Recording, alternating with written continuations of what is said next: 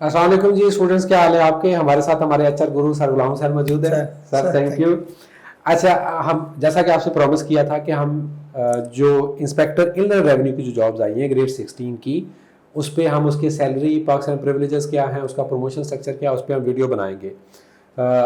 मेरा ख्याल में फेडरल लेवल की ये बहुत ही अच्छी पोजीशन है, क्योंकि इसमें आप असिस्टेंट कमिश्नर भी असिस्टेंट कमिश्नर इनकम टैक्स भी आप प्रमोट हो सकते हैं, और सैलरी भी इसमें कोई सुनने में आया है कि बड़े अच्छे ऑनरेरियम मिलते हैं, और बड़ी जनाब बेसिक पे भी बड़ी इसकी कोई डबल होती है। ये तो एचआर गुरु ही हमें बता सकते हैं। जी सर जी, सबसे पहले तो सैलरी का बताएं। को पता चला कि बड़ी इनको तो वो जी बेसिक सैलरियाँ और पता नहीं परफॉर्मेंस अलाउंस और इंक्रीमेंटें लगती हैं क्या। Sir as per my knowledge ये फेडरल गवर्नमेंट की जॉब है और टैक्स से रिलेटेड है।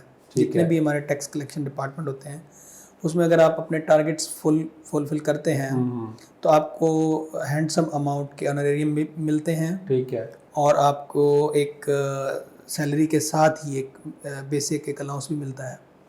इसमें सर दो तीन चीज़ें हैं जो मैं ऐड करना चाहूँगा। एक तो इसकी सैलरी वैसे ही ज़्यादा है। अच्छा। अगर आप देखें ना, यहाँ पे हमारे यहाँ एक लेक्चरर सिलेक्ट होता है पंजाब गवर्नमेंट में। ठीक है। लेक्चरर की स्टार्टिंग सैलरी होती है 56-57,000। ठीक हो गया।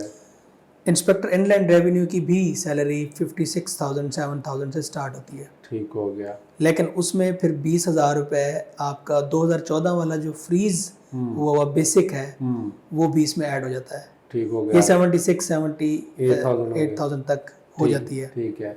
इसके अलावा आपको मिलता है, अगर आप FBR की हाउसिंग सोसाइटी में घर अलॉट करवा लेते हैं तो ठीक है। अदरवाइज आप नहीं करवाते तो आप 20,000 तक की हाउस रिक्विजिशन एक्वायर कर सकते हैं।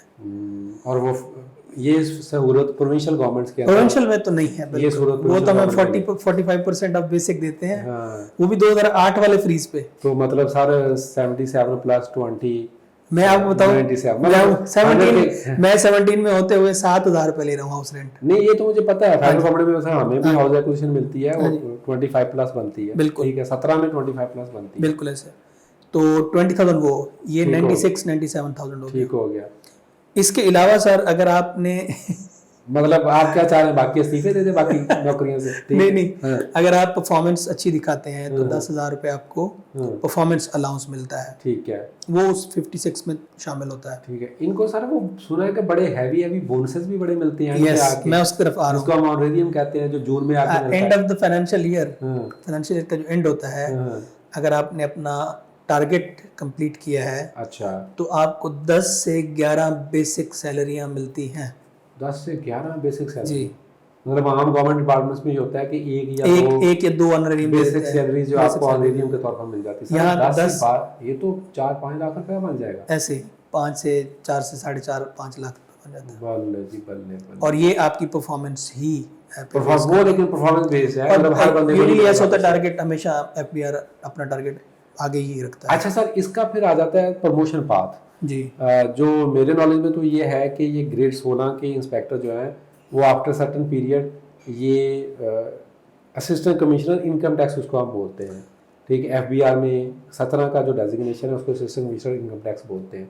उसमें प्रमोट हो जाते हैं। उसके बाद सारी बार DC इनकम टैक्स लग जाते हैं। दो के उसका लाइफ टाइम स्पैन थोड़ा लंबा होता है। तो प्रमोशन इसमें सर ये है कि जो इंस्पेक्टर है ना, जो इनिशियल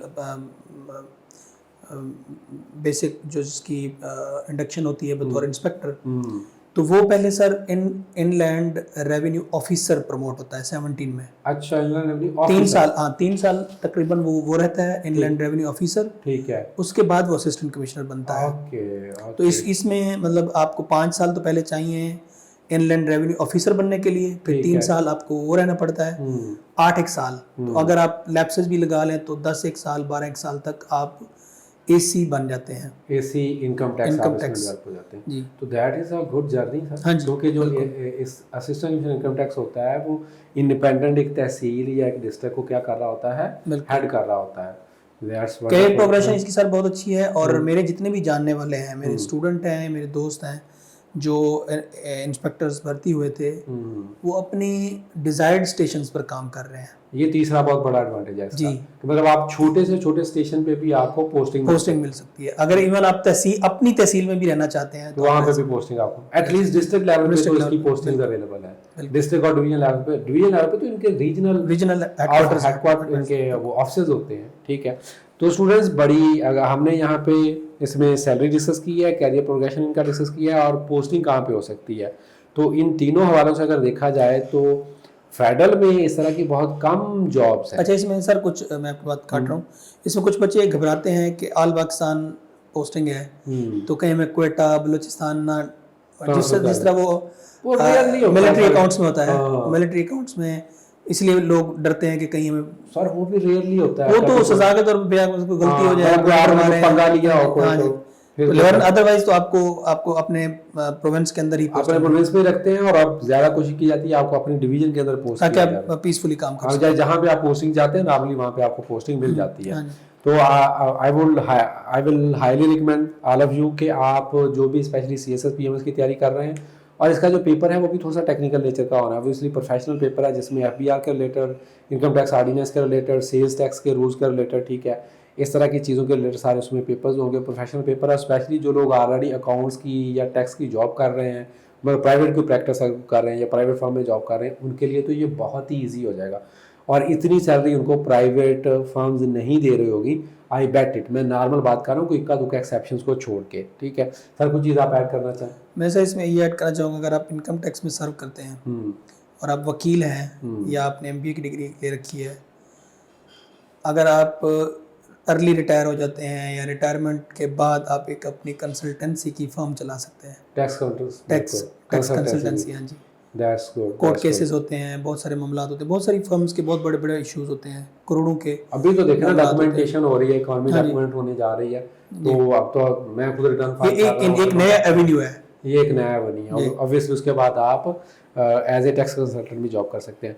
तो स्टूडेंट्स आपके कोई अगर कमेंट्स हैं तो या कोई क्वेश्चंस हैं तो आप अपना जो क्वेश्चन है, जो फीडबैक है, वो आप कमेंट्स में लिख सकते हैं। सर गुलाम हुसैन का बहुत बहुत शुक्रिया। थैंक यू सर, आप हमेशा टाइम निकालते हैं।